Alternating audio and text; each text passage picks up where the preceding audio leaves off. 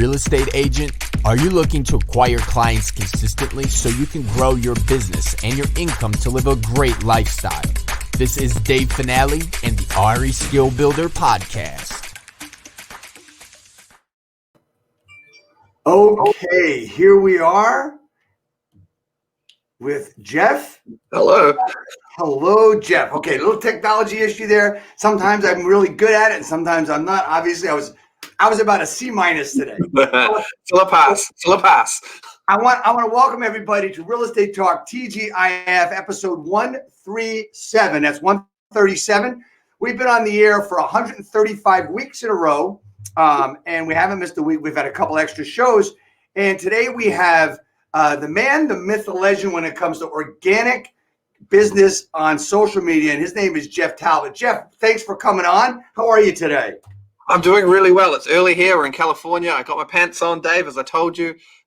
Which is always a good way to start. Got my iced tea because I can't drink coffee, and I'm ready to talk to you. Awesome. So the first question I ask everybody is a really simple question, Geoff, and we're going to see if you pass the test or not. It's a pass-fail. That's all it is, right? So it's Real Estate Talk TGIF. What does TGIF stand for? Thank God it's Friday.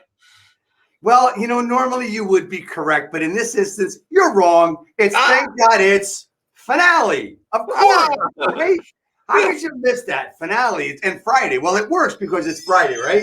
Yeah. So when I named the show, I did not do it that reason, but it just happens to work. Anyway, Geoff, here we are. No secret, you and I have worked together over the past several months. I was introduced to you by Brett Sikora, an Elevate Dominate Mastermind, and you did a great presentation there. So first of all, obviously you have a little bit, I've heard you have a little bit of an accent, right? So the question is, where is that accent from? Tell me your story about getting from where you were, where you're from, and then getting to being this man that gets people, helps real estate agents get leads through organic messaging. Talk to me about where you came from. Okay, very, very, very cool. Yes. So for those of you listening, this is not an Australian accent. And if you think it is, I'm going to get very angry. No, this is a New Zealand accent, which is south of Australia, for those of you who don't have good geography. And I came to the United States via England. I spent 2 years in England working in a different career in 2007 to 2009, doing a bunch of entrepreneurial things. And I came across the United States. And then I was just going to be here for a short time. But I met my wife and I fell in love. And so I stayed. And started working with realtors in about 2012, looking at how you can use the internet to build an audience and tell stories and use your brand and just talk direct to the consumer, I guess, rather than using traditional marketing. Right. So okay. So you started talking to agents about that, but was there anything that I mean, it wasn't all of a sudden that you did that, right? What was the past? I mean, what was your dream when coming to the United States? Oh, so yeah, here's the thing. So I came to the United States. I'd written 2 film scripts. It's like a typical Hollywood story, I guess. And someone had said to me, this is 2008, 2009. They said to me that they were going to fund my film scripts. And I was very, very naive, but they sent me over here to meet producers. And what I didn't realize was that the money wasn't really there. There were a lot of, kind of like real estate. Sometimes there's a lot of talk and not a lot of action. And so while I was going through all that, I started being very creative with filmmaking and thinking about how you could tell stories to build an audience. And one of the very first things I did was that in one of my films, it had a 3-legged dog in the film. And so I popped on Twitter, searching the world for a 3-legged dog to turn into a movie star. Pass it on. Wow. And it kind of blew up. Like I was just this like pretty young kid sitting on a free blog and a Twitter account without a work visa. I was just on a 90-day holiday visa here in the United States. And within 6 weeks, I had 111 3-legged dogs from all around the world. I put them on my free blog saying, hey, vote for the one you think should be in the movie. And what happened was one day I had 20,000 people vote. And I got articles on KXAN in Texas. It was on NBC's website. It was on Channel 7 in Australia. There was articles in New Zealand. And it was crazy. it was ridiculous. And I just, the one thing I think I really learned, and I know you talked, Dave, a bit about differentiation, Right. was it was very hard for people to say no to a three-legged dog. Right. It's very attention grabbing, like even in real life, right? If an average mutt comes up to you, you're sitting at a picnic table and tries to get some food from you, you're most likely not going to give it to it. But if a three-legged dog walks up to you and begs for food, it's much harder to say no because you can see who it is. You can see its vulnerability. You can see its personality. You know that it's got a story to tell. Right. And so that's the first thing that got to me. And when I started working away from film, we got married, had a kid really fast, had to sort of be a little less speculative in terms of like family stuff. But I took that learning across and said, well, what makes a person unique? And often it is those things that sometimes we hide, but it's our story. And so the more we can find our unique story, and it takes time, and for some people they have to create it or live it first, it helps us stand out because there's so many agents, right? There are so many realtors. Like every contact somebody has, probably that person probably knows 10 other realtors, I would say. So when we're talking about stories is really important because I've really talked about storytelling in my entire career. I owned a brokerage for 21 years, and I always told agents, even when you get a listing, I mean, all the listing definition, the description, right? Everybody regurgitates what the house has: 3 bedrooms, 2 baths. Yeah. How about saying, okay, it's a 3-bedroom off-center colonial with the charm of this, or as you walk in, you've got this, or do a video. Give me a story, right? Right. So how is that a way that agents can really differentiate themselves? Yeah, and everyone has their own unique way of telling a story too. There's their story and why they do what they do. I remember once working with an agent who was a very big producer, like in California. I think she does, she does 40. I think a big producer. She does 40 transactions in California a year. That's a good volume. Good volume, right? Yeah, she's creating a website. She's like, I don't want to put a $30 million producer on my website. I said, well, don't. What are you most proud of? And she's like, I'm most proud of the fact that I will work with a client for 2 years before they find a house, or I'll persist with them. I was like, that's a better story. Like, how can we tell that story of this like stubborn persistence, this deep connection to people, to service, like in your language? Maybe it's a video, but that at least stands out because everyone's got the top producer. If you see another like $1 million producer on Facebook, you're going to be like, that doesn't mean anything. Like, who are you really? Like, right. And I think but there's also the story of the house as well. And I totally agree with you that we need to get really good at telling the stories in general.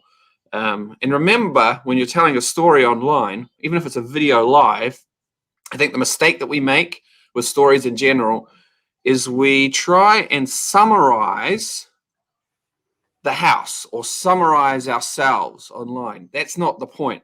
The point is to create a hook that gets people to want to know more. That's the point. I had this experience, Dave, it's back to film, but when I was pitching a film script to the head of the Czech Film Commission in Prague years ago, and I was pitching terribly. I was making the rookie mistake. I started at the beginning of the story, and I walked my way through it, and it was like 10 minutes long. It should be like about 40 seconds. And she was very patient with me. The only thing I did well was I listened when I was speaking. And when I said 3-legged dog, she said, where are you going to find that? And that's why I put that link on Twitter, actually, from that conversation. So listening when you're pitching. But the whole goal of that should have been for her to say, I want to read the script. So I'm not trying to summarize the story. I'm trying to get her to say, want the next thing, right? And so when you're pitching or telling the story of the house, your goal isn't to sell the house. Your goal is probably to get them out to see the house or to call you. So what's the best part? What's the most interesting part? What can get them talking about it, thinking about it, imagining it? So I think that's the most important thing, is to understand hook, not summary. Yeah, and the interesting part about that is, like, when I'm working with agents that are my clients or whatever, I talk about story, right? I talk about, and over the years, I talk about, you need to get that story when you're putting that description in the house. But how about everybody asks the question, but they don't know how to include it. And the question of a seller would be, where do you hang out when you come home? If you want to hide, where do you go? Right. And that could be the hook of imagine being able to relax and nobody can find you in your own home. Where you have your own cozy hiding space in this beautiful corner of this house, and there's your picture. Right. There's past stories, like the historical story of the house. There's future story as well, like you're saying. Like you want people to start imagining living there. Or I love that what you just said, because that's something tangible that people want. What do they want? We don't want 3 bedrooms and 2 baths. We want space. We want a room for the kids. What do we want? Like, sell us on what we want, not on the functional, tangible things. I think that's very important. Right. And don't sell them what they need. Sell them what they want. And what they want is, I want this house. I want to have this home. And it's the same with buyers, right? So it's like a lot of agents miss the point. Walking someone through a house is more than just saying, here's the bathroom. That's one of the bedrooms. Wake the hell up. We're in a time where, people might be paying a little bit more for a home than they used to. And we need to make sure that they understand the story. So one of the things that my buddy Sekou says, as they walk into the house, it says, take me through what could be your new home. Show me your new home, right? Yeah. So let them discover and tell their own story. Yeah, totally. Right? Totally. And then also when you're meeting with that buyer, have them tell you the story of what it's going to look like in 6 months when they're sitting on their deck or sitting in the backyard or sitting in the living room, and they're telling the story of their house, right? So it's all about story, right? Right. I love that. The idea of showing somebody a room and saying, what would you use this room for? What would you use this space for? What kind of stuff would you do here? Let them talk about it. Let them share about it. I think we're always looking to. It's so easy to position ourselves as the expert or ourselves as the storyteller. But what really happens is when you can engage the imagination of the other person. And for a lot of people, that means they have to have words coming out of their mouth. They have to be talking. Like when you're having a sales conversation with anyone and you're the salesperson and they do 3/4 of the talking, that's great. That's what you want. But it's so easy to feel like it needs to be the other way around. And if you can get people imagining that house, that's great. The other thing we do to stop people imagining is we show them everything on video, or we tell them everything. So why do they need to come out and see it? Exactly. So why not experiment? If the house is a great exterior, why not just do a video of the outside and say, if you want to come see it, this is amazing inside. It's incredible. You won't believe the size of the master bedroom. Send me a note if you want to come see it. Everybody shows the front of the house. Okay, and I get that. You want to like what the house looks like. You want to be proud of that curb appeal. Right. But how about, that bedroom? How about that shower? I saw a great image. I saw a great image yesterday of this tub inside the shower, which I thought was pretty freaking cool, right? If you haven't seen it before, no, but think about how much it makes sense. Totally. Right?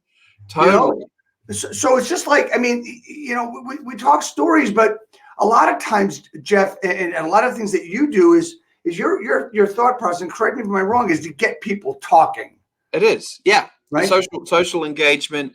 I'm always frustrated when I can't get the other person to talk. If it's a Facebook Messenger conversation or a phone call, invariably, and I'm working a lot with agents, but invariably, it's not good in any sales process if you can't get the other person to talk, if you can't get them to share. And it's not just talking words, it's when they share something that matters to them. When they tell you something important for them, whether it's about their future, their past, their present, whatever it's about, but when they do that, you've got the relationship because they're disclosing to you, they're trusting you, you're learning about them. It's amazing and it's beautiful. And they're also way more likely to refer you than if you just have a clean, cold, professional transaction. Would you also say, like we talk a little bit about getting them in the Messenger, talking online and stuff? Is it important for them? You said before, if they're talking 3/4 of the time, is it the same thing when you have a conversation online in the thread of a post or something like that? Yeah, I mean, online engagement is a big thing that I could talk about for hours. Right. But in general, the more somebody we get really hung up with like, oh, this post got 200 comments, and all the comments were like one word, right? Is that valuable? Yes, you need to get my attention before you engage me. Right. But how good is it when you write something? Maybe you're promoting a listing or talking about real estate or asking people about the home they grew up in. And when people write, like, you might get less comments, but if they write 3 paragraphs, just think about the time they've spent looking at your name and sharing and writing. Like, it's that length of engagement and depth of engagement is really powerful. So we don't just go after number of comments, number of likes on social media. We're Right. looking for like time spent, time invested, emotions invested. That's really important. Right, exactly. So let's talk about online engagement. Talk about where you start. Okay, so this is your deal. This is your business. This is Yeah. where you coach agents. Talk to me about how if they come to say, okay, Geoff, I need your help. Where are you going to start and where are you going to pull them into? So we are always going to start with your Facebook profile, because Facebook still is by far where most of the purchasing power is in terms of people wanting listings. It's where the baby boomers are hanging out 2-3 hours a day, where late Gen Xers are hanging out a lot in most areas. And so we choose that as our predominant home for people on social media. And if you think about it, people on this call, you can connect with 5,000 people with just your Facebook profile. That's a lot of people. Now, the biggest mistake we make is right at the beginning is we haven't decided exactly who we're going to connect with, who our stories are for, which kinds of people we really love, and we have a scarcity mindset that we're not even aware of, where we just connect with everybody who wants us because we feel like that's what we should do, rather than saying, damn it, I want to connect with like people who like dads who own businesses in my particular neighborhood, because that's who I am, and that's what my life's about. And wouldn't it be cool if I was connected to 500 local business owners who were dads, and I had a Facebook group for them and a community, and they saw me as their leader. And every single one of those dads, whenever anybody said, I need a real estate professional in everyday life, to them, they go, oh, you got to talk to Dave Finale. Like, you got to talk to him. He's amazing, right? That's what you can create. You can create walking billboards through your community if you go after the right relationships. It's just much easier and cleaner. If you want to build your sphere, you got to choose your relationships first. You got to choose who you're for. What you're talking about is such an integral part of being known, right? Yeah. There's a book out there, I believe it's Mark Schaefer wrote this book called Known, right? And if you haven't read it, it's a book you should get. And it all talks about the different things you can do with social media and other things you can do to get known. But one of the other things that this is such an integral part of is if you want to create an omnipresence, like for instance, right? So you want to be that person that everybody knows. You want to be that person that says, that someone says, yeah, I'm looking to buy a house. And somebody overhears you in the supermarket and says, you got to call Dave. Yeah. That's what you want. Right, exactly, and this is such an integral part of it. So what is the best way that you help agents get this far and to be able to move into a conversation? How do you do that? Okay, so again, we have a COVID-proof strategy, so we use Facebook. Help you, and as an example, one lady. First, we help you build your audience, build your sphere, going after relationships just with people that you would love. You haven't met them yet, but you're meeting them first online. Right. So we have a first online meeting place strategy. Now, we have one lady who'd moved from Central Florida to Northwest Arkansas to be with, she got divorced, was living with her daughter who was in college. Experienced realtor, but didn't know a soul in Northwest Arkansas. So we had to work for her. I know people in Northwest Arkansas. Oh, that's great. Anyway, go ahead. Sorry. Yeah. So we decided she needed to connect with entrepreneurial businesswoman in Northwest Arkansas using Facebook groups and Facebook. Within 1 week, she connected to 700. She had 700 new Facebook connections who were businesswomen in Northwest Arkansas. So she could do whatever she liked on Facebook before that, and she wouldn't get any business because she didn't have an audience. So we have to get that audience in there first. Then the next thing you need to do is you need to have an engagement strategy that gets them seeing your content. I know you've played around with some of that some of the stuff we've given you, Dave. And the first thing is you have to understand engagement. And the reason that a lot of your posts, people watching this, don't get engagement, and it's harsh and it's unkind maybe, but they're not really that engaging. Like, no, they're not. You don't get, like, it's you talking again. And so there are 3 reasons. If your posts aren't getting much engagement, 3 things to think about. 1, did you ask for engagement? Is there a literal question mark in your post? Are you asking me to comment? And if you're not, I'm unlikely to comment.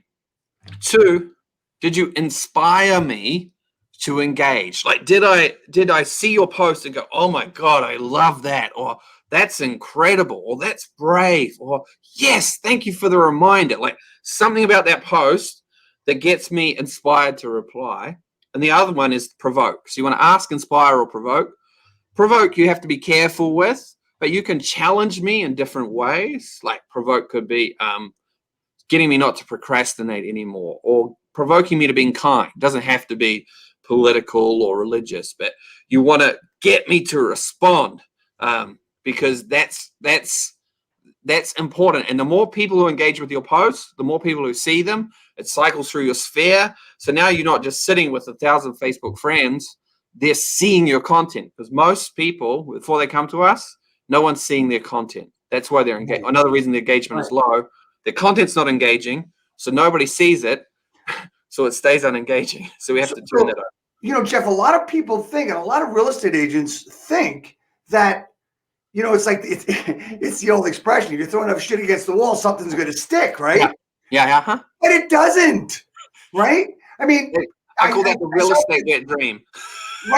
Right, exactly. So what I tell people, as a real estate professional, you're 3 things, right? 1, you're a real estate agent. 2, you're a technologist. And 3, you're a constant creator of relevant content. The questioning, the engaging posts is relevant content, right? Right. If it's not, I don't care what the question is, they're not going to respond. Look, I've had that happen. I put questions up, I get nothing. I put other questions up, I get great response, great engagement, right? You also need, and I don't know if you want to go off on this a little bit, but you also need to teach your audience how to engage. Yes, and that's part of asking for it. Is that part of it is also if I was to draw this out, I do a lot of drawings, but it's hard to engage your audience if you don't really know who they are. So for many people, they have a kind of disparate or like just a very unusual group of Facebook friends. They don't really all belong together, other than they bumped into you somewhere in your life, but you haven't really chosen your friendship circle. But if you have chosen that you are all about blue collar workers in your area, like, for example, well, then you can really create a brand for them, and you can create content for them, and they feel like this person knows me. So it's really easy to engage a crowd when you know who the crowd is. But I mean, I did stand-up comedy once or twice in my life, and when I didn't know the audience, it was terrible. Like, it was like death. It's like, shit. I know if I said that back in New Zealand, people would be cracking up, but here they're thinking I'm totally serious. So you have to know your audience. It's really important. And to know your audience, you have to have chosen it. And also the questions, though, that we use help you get to know your audience. Like, a fail is great, Dave. When you post something and it doesn't work, that's amazing. Like, I love that. I mean, I want you to succeed, of course. But the learning that can come from that is, oh, that doesn't work with my audience, or that's not as engaging as I thought. But you're learning about how to engage, but you're also learning about your audience. You're learning about them. You start getting familiar with their names, their stories. It's great. It's powerful. So we've talked about engagement. We talked about the 3 reasons why people engage. Did you ask them to? Did you inspire them to engage, or did you provoke? Yeah. You see, you have to be careful with provoke. Go into that a little bit more, if you would. About, I mean, you can. I mean, there's a lot of different ways to talk. You can have an opinion on something, but hit me with that. Yeah. That's a really interesting thing. I don't like rules very much. So there are some people who have been to some kind of real estate school and they're told, never talk about politics, never talk about religion. Well, I could show you cases where that rule has been broken very successfully. I know one gentleman, for example, in Denver, Colorado, who has really one sphere of influence. He does 80 deals a year. He pastors his local church for free, just has a community church, and he sells some real estate. I mean, it's amazing. So, of course, he's going to talk about religion and his beliefs on his Facebook profile because that's his sphere of influence. Now, he's not ever talking about it in an unkind way, and he doesn't only talk about that. So, yes, he might challenge people, provoke them, and you might talk about things that really matter to you. But you got to know your audience, know your market, and you never want to be unfriended or be known for being unkind or talking about the one thing all the time. So sometimes if we're passionate about a value and we want to provoke people to think about it, can be politics, could be religion, could be golf. You know, if you're not interested in golf, Dave, and we get together for a coffee and I talk about how great golf is over and over again, the whole coffee meeting, and then we get together again and I talk about golf again.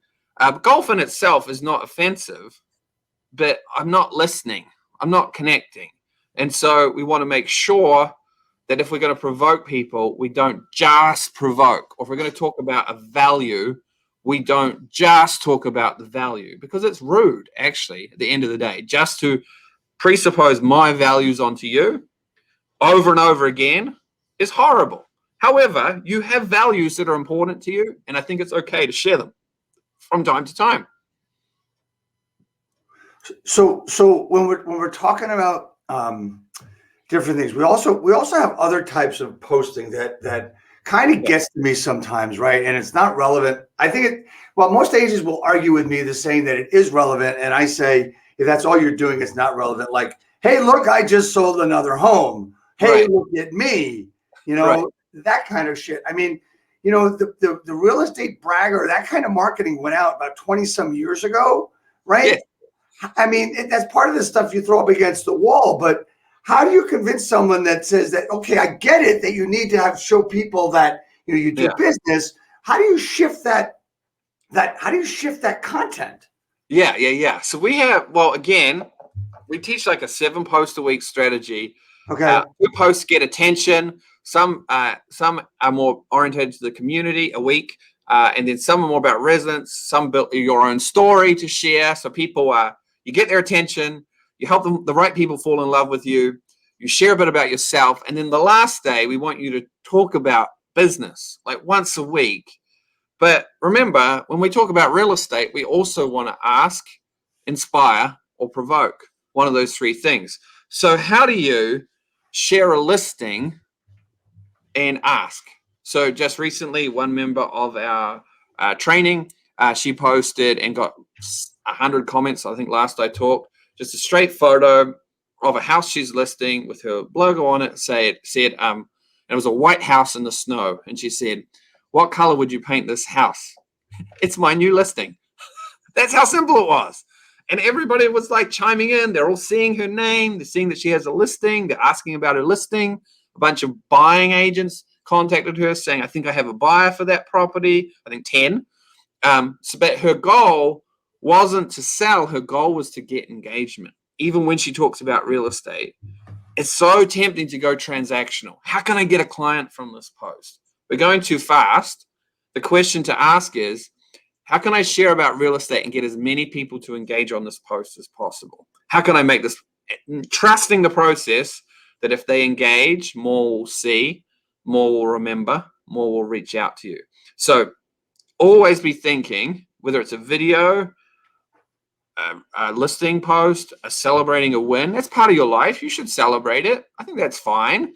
You don't always have to ask in a real estate post. So if you're going to celebrate helping somebody find a property, really friggin' celebrate like it's the best thing ever, that you just absolutely love, be genuine, helping people find a home. And if their story is able to be shared, share their story, not yours. And you watch people love that post because they're inspired to love it, right? That's, again, what's the story? How can we engage? Never accept boring. Just never accept low engagement. If you get no one commenting, no one liking, that's that's a bad post. You haven't done a good job of creating an engaging post. So all right. So never a boring post, never be boring. But let's face it, a lot of people are boring. So take us through the process. You said you have a 7 post a week process. Right. So go ahead. Yeah, I don't think anybody is boring. I think we accept boring from ourselves. I think we don't know how to engage. And so what we try and do with people from a teaching perspective is we do it for you, then we are working to do it with you, and then we want you to do it by yourself and get feedback. So I think people learn patterns. So we know exactly what will make an engaging question or an attention-grabbing question, which is the first part of engagement. We've got a database full of 300-400 questions, which have got over 100 comments on someone's profile. So that's one way you can start testing the content. You see what works, that it's short, that it's asking about something universal, perhaps. You can start to learn by using. And then the rest is then you learn by failing a little bit as we do it with you. Oh, that didn't work. Absolutely. Really great. Dave, I don't know if you know this, but I just got my wife involved in our training, and she's going to be involved. She's involved in like client success. I didn't know what to call the job. Somebody said, call her the director of everything, which I think is a great idea that will go to her head, but it's true. Someone asked in our training group, oh, I posted something and it didn't work. Should I delete it? And I was going to say yes.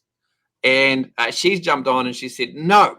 She said, share it in the group first so we can figure out together why it didn't work, why there was no engagement, and then delete it or change it so it's better. But this idea of like, only using things that work is good. But when we try, we want to fail really fast. That's how we grow as entrepreneurial people. We fail fast, we learn, we try again. It's frustrating. We want to win every time, but we don't. No, absolutely. I mean, we all want to win. We all want to win with our posts, right? And the hard part is that what people want the silver bullet. They want the magic pill. They want all that stuff, right? And I'm sorry, it just doesn't happen overnight. There's no such thing. I mean, I'm writing some content now, and it's one of the things I just put in there. Look, I've been in this business long enough. I've seen all the magic pills. I've shot all the silver bullets, right? And guess what? There's nothing that's going to change what we do, how we do it, and why we do it. Now, you can talk about who's the disruptor or what's the disruptor. I think in the world we live in today with this pandemic, that's the disruptor, right? Sure. And then even with what some of these companies are changing into, I will tell you that I think brokerage models will change, but they're not disruptors. Yes. But I believe, over the years, when there was blue oceans, right? Blue oceans, you know what I mean by blue ocean? You're the only one there, and it's a great place to make money. That was Facebook ads 5 to 7 years ago, right? Now everybody's in there. It's bloodied ocean, the whole thing. So now there's other things. What you're doing, I don't believe has anything to do with the blue ocean. I think it has to do with being nice. I think it has to do with being yourself and having a conversation with people, right? Well, Go ahead. Yeah. Well, when you think about, I love that you said that the pandemic was the disruptor. I think that's great. And if you think about what it's disrupted, and you talked about being nice, and I don't really like nice, but that's okay. The thing that it's doing, or that was disrupted is, and I think I mentioned this to you very early on, like the term socially distanced is a horrible term. Horrible. Like, physically distant, exactly, but socially close is what we really need to be. And so the reason I say that is what people are really hungry for still in most places is connection. Even with the division and all that stuff, I'm not going to get into my feelings on it, but people feel unsettled as a rule. We feel a little bit on edge or unsure or worried, and what we need in those times, and because of the pandemic, is connection. And so you can really take advantage of the disruption by going after connection. There's never been a better time to increase or grow your sphere of influence than right now, because people are so hungry for connection. I mean, I don't know if you've experienced this, Dave, but every now and then I've run into somebody and been able to have a really good conversation with them, online or offline, standing apart in California, whatever. But I haven't wanted to stop talking because I've not had that many conversations with just friends. Not as many as before. I haven't held a beer and gone to a party and just talked to people. But now, so people are really thirsty for that level of connection. And so if you go after that, you can increase your market share. People remember those who were with them in a tough time, those who supported them, the amount of loyalty you can grow. Home has never been more important for people. So we're thinking about how we live. Being a real estate agent is a conversation opener now, I think, for people in a lot of situations. So I just say, like, go after the connections. I have this counter here that I encourage our people to use. Like, count your conversations. Every time you talk to a person, give it a click. It's good for your dopamine in your brain. You feel like you've done something good. Talk to me about what a conversation is to you. Is it a response online? Is it an actual phone conversation? What is a conversation? Yeah, so that's a good question. So I think if you're setting goals and you're ambitious, it's not bad to have two counters, right? Or more. I've got two. One is what you're in control of. So for me and for our people, we work a lot in Facebook Messenger. Just this week, we had someone said, I'm really bad at taking conversations. This is in a live training from Facebook to Messenger. And we have strategies to do it. So I said, all right, let's set a timer for 5 minutes. He started 6 Facebook Messenger conversations. And about 20 minutes later, he said, dude, I just got a buyer, right? Because he's appearing in people's lives. So one is the things you have complete control over. If you don't start any conversations in Facebook Messenger, you most likely won't have very many. So how do you start the conversations in Messenger, though, Geoff? Well, so I look for people that are warm. There's many different ways, but for the sake of this conversation, we talked about growing your sphere of influence, just to recap, and we talked about engaging them with questions or provoking or story. So we're starting to create an audience of people that are really engaged in our content. Well, we want to be able to move those people across now to one-on-one conversations. So we go from you talking one to many, from you talking one to one. And so if you see people are really warm or they write a bunch on your post, just go to Messenger and continue the same conversation there. Just start it. Just say, hey, I loved your comment, or how you doing today? I love what you said, or just recap what they said on your public post. And the moment you start one, click it. If you're using our counters, you don't have to. But that's a start. You're in control of how many you start. Of course, you want to start them really well. So I count a conversation as when 2 people are talking. But I count the number I start because I'm in control of that, and I count the number that I have. Right. Okay. So you just said take them from a conversation in the thread and bring them over to Messenger. Okay. So people are going to say, well, how do I do that? That's going to seem really weird, isn't it? I mean, is it that you do it seamlessly, or how do you do that? What's the best method to do that? Right. So there are so many ways to start a conversation in Messenger. It all depends on the context of the relationship. So I'm just talking about one specific way, which is, so I create a post. Let's do an example. So I create a post, and the post is, what was your favorite room in your house growing up? Like, get people being nostalgic. And someone says something, which can happen sometimes. They share something from their heart where they say, my favorite room was the workshop because I used to spend so much time with my dad in there making stuff. And actually, it's been 10 years since he passed, but I still remember to this day making stuff in that garage with my dad on the workshop. Well, if they share something so personal, I would just go straight to Messenger and say, because they're resonating with your brand. And I would say, oh man, that story about your dad just blew me away. And you're like, then they talk again. And then at a certain point, we always want to have a goal for every conversation. So we're trying to connect, qualify, and then have an ask or an offer. And so we're still working out many different things you can do to add value in Messenger. But you can't convince somebody to buy or sell their house if they're not going to. But you can find out what their real estate journey is. Like, oh, how long have you lived in the area? How's the pandemic treating you? What's happening? Is everyone jammed into your house? Do you feel like you need more space? And they'll tell you. And if they're like, no, everything's sweet, we love it here, but they mention, oh, my business is really struggling, well, then your goal can become, look, I'm going to do something nice for them. And so you go over it because you're going to turn them into a referral partner. That's the goal now. Your goal's gone from like, they're not a client now, but I like this person. Let's make them a referral partner. So then you go to their business page and this is just an example, and you invite 10 of your friends to their business page and you go tell them, hey, I want to help you out a bit. I just invited 10 people to your page. Or you write a review. Like you do something nice for them. And then you offer to like, hey, let's catch up in 2 weeks or whatever it is. So you want to figure out through the chat, what is this person for? They're either one, a waste of time. That happens probably 50% of the time. They're two, they're not looking to buy a house now. But if we talk to 100 people, about 42 of them will look to buy or sell a house in the next 3 or 4 years. Or could be a referral partner. So they're either no, not yet, and could refer now, or number 3, 7 or 8 people going to look to buy a house in the next 4 to 6 months.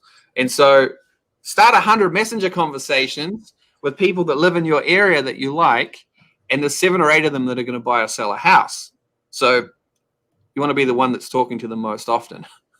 Yeah, well, you know what? It's really interesting is to talk to people like this and to see what they're doing, because I always say this, right? It's of everybody you know, I believe that 15% of the people you know are going to move this year. And 100% of the people you know actually know someone that's going to move this year. Yes. Right? Yes.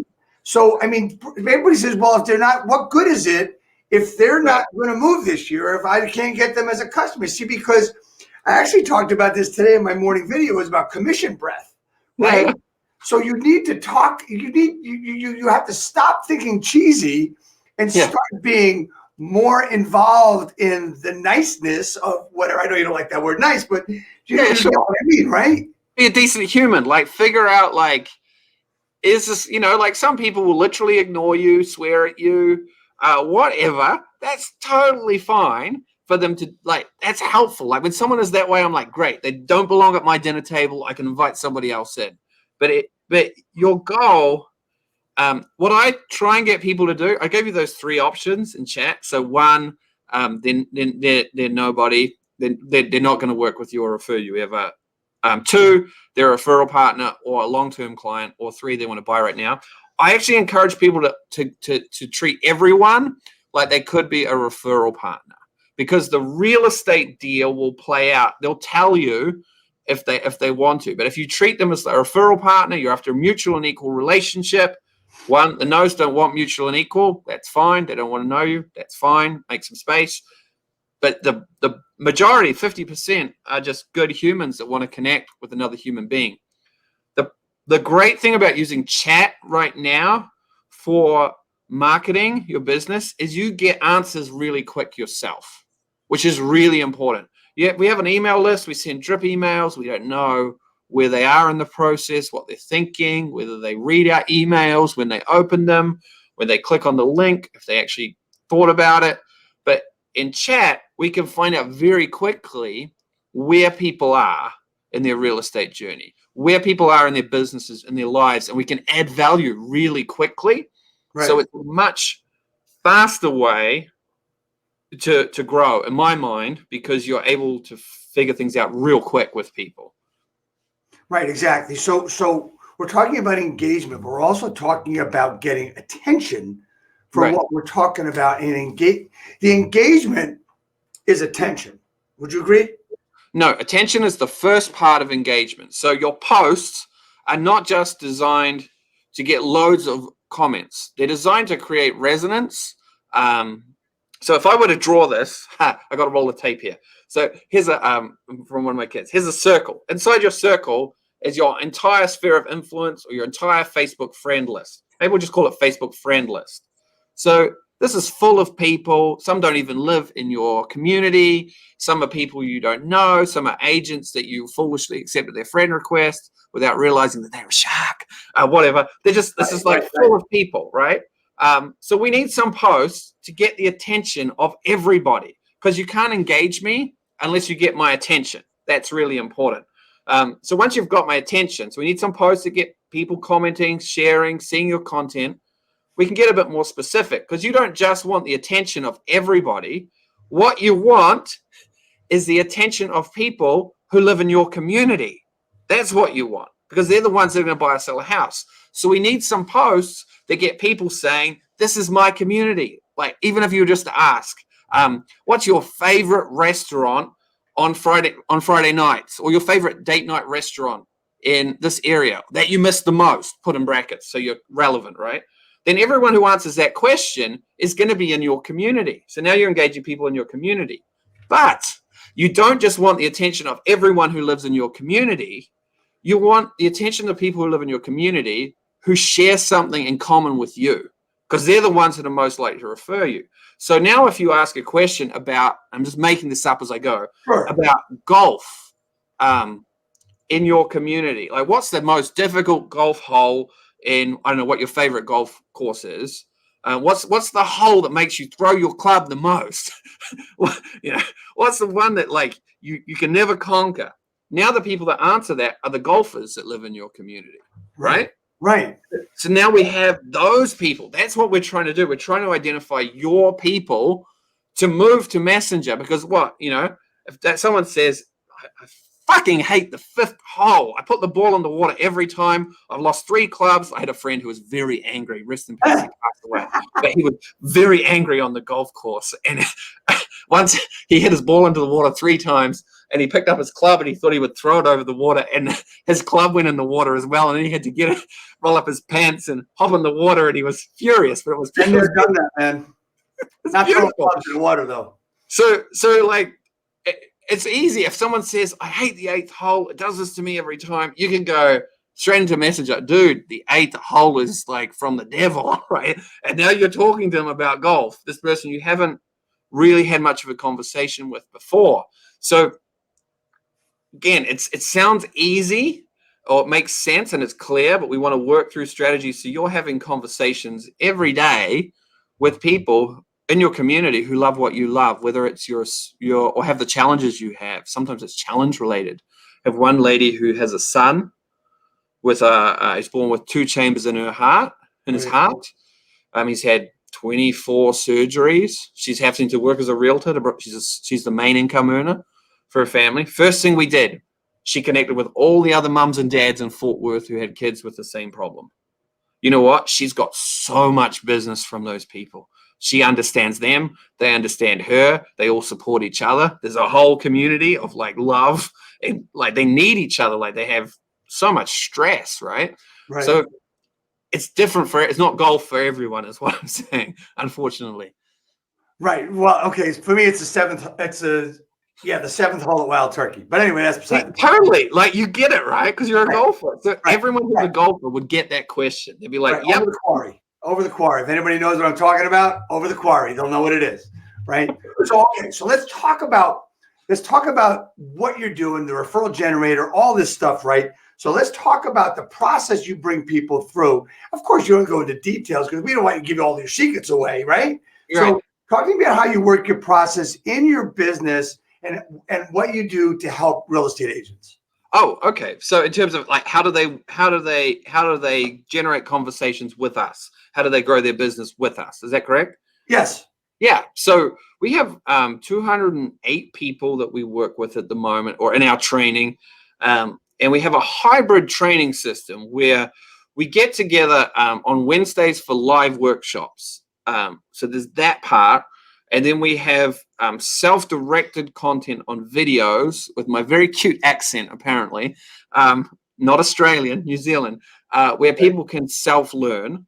And then we have a content gallery as well, where people can use our content, especially at the beginning, to learn the cycle, because we'll sometimes create content together too, or ideas together. Because for me, Dave, we are so much smarter together. And so, I mean, this sounds ridiculous, but on Wednesday, some people confessed that they were getting into messenger conversations and they didn't know how to leave them. They were like staying in this awkward place. There's a number of reasons for it, but of connection and it not going anywhere. And so we literally brainstormed like ways to leave a conversation, because it's really important that you leave a conversation well. So everyone put in like, this is how I leave. This is what I say in real life. And we create the list. And so now people have a list of things. Oh, I'm getting stuck in this conversation. I need to find a way out. Got to go. My 4-year-old is calling me. Is fine. Or great talking to you. Let's connect in 2 weeks. Right. So we're much smarter together. So we do a lot of work around that. And we have a system in play where it's like invite people in, engage them, and then inspire them to refer you. So everything goes through that system that we work with. Yeah, one of the things that I'm not only an admirer and a friend, but I'm also a client. So yeah. I see a lot of things that you do. And one of the things that people would really would love when they're working with you in your program is it's not you coming online once a week and saying, do this, do this, do this. It's actually a workshop. Yeah. Where you're actually working with other agents in separate rooms to figure out different things and to brainstorm what's happening. And that's what you said, you build content in those workshops as well. Right. So go ahead. Oh, I'm just saying that that's something that I've learned, and I know you and I have had this conversation before, and I'm as guilty of this as anybody, by the way, is that when we can go to a great presentation, get really jazzed up, think we know what to do, and then we either don't know quite what to do, even though we thought we did, or we don't do it because we get distracted. And so what we figured out was, people get better results if we literally do it while we're talking, or we stop talking and set a timer and you add 20 of your ideal Facebook contacts while I'm talking. And, we give away silly prizes. Like I've given away my cats to people who add the most friends. You're giving away your iced tea as well, I think. Yes. Yeah. Like we try to have fun together, because also the contact and connection that we know is important for people in our communities is also very important for our agents. A lot of agents working remote right now, really lacking like the office spirit or their office accountability. So it's great to have people sharing and talking. We had one lady in our group recently, and it was like one of my great success, something that I consider my best success. And it's so small, but it meant so much to me. She shared like, I'm just getting divorced and I want to change my name, but there's all this sort of stuff around and I don't want to make a big deal out of it. And she just shared where she's at with that. She wanted to change her name on Facebook, but didn't want to talk to everybody about what was happening, basically. Right. And the number of people that jumped on and supported her and gave her advice, but also just offered her their phone number to talk. I was blown away by that, because that's like the strength of the community. Right. Like she has people to bounce that off, because it's a big life event. So that's part of the beauty of what we're trying to do and get better at doing. So, Geoff, we've been going on for a while now. It's been really a great conversation. How do people get in touch with you? What's the best way for them to reach you, for you to build, for you to help people out? Right. The best thing for them to do is to friend me on Facebook, first and foremost. And then we'll just have a messenger conversation. I literally use my own methods for my business. So everyone we've met, we typically have a messenger conversation with. If need be, we have a phone call. But let's just talk and see if it's good for you, if it's something that excites you, if it's right for you, if we're right for each other. So just you can either send me a message on Facebook. I'll check my other message really regularly, or send me a friend request. I'll have to make room, get rid of some riffraff. But I will for you guys, because you're friends with Dave. So there's always riffraff to get rid of. So I think Dave has the stuff, my email address below there too. You can also use email is fine, but it's easier if we chat, because we get a quicker sense of who each other are and whether it's right. So everybody comes on this broadcast, right? And they come on and they share their best stuff. And you know, you and I, like I said, we've been working together, and you said, how do I get a hat? Yes, Right? yes. I want the hat because you can see this one. And now, fired. yeah, and now you know how you get one. You're on the broadcast, right? Awesome. So just like everybody else, everybody seems to come. I mean, Haas Pratt last week, and Tom Ferry, and Chet Black, they all came on because they wanted a hat.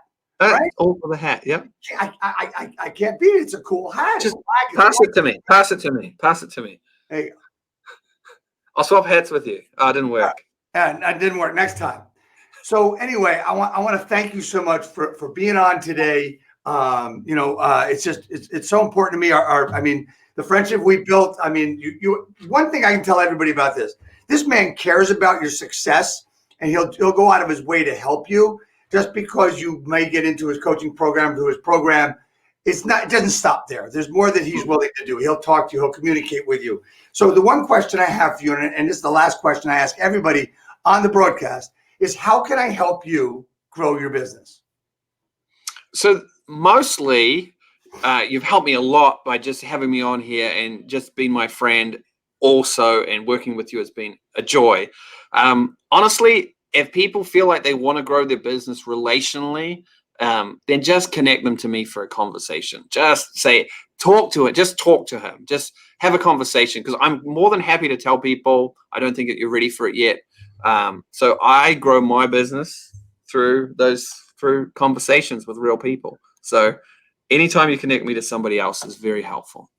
Great, man. I want to thank you so much for coming on. Please stick around as we go off the air now. I want to thank everybody for coming on. As you can see, next week, we have Chris Jones from Gorilla Realty Biz Bonanza coming on. And we've got one heck of a headline coming, one heck of a lineup. We got Scott Pierce from Listening to Leads, Derek Lipsky, Deontay Chantel. We also got Brent Gove coming on in the future. That's our great lineup coming up. We got a lot of stuff going on. Geoff, thank you so much for coming on. And I'll just hang out for a minute. And we'll see everybody in a little while. Whoop.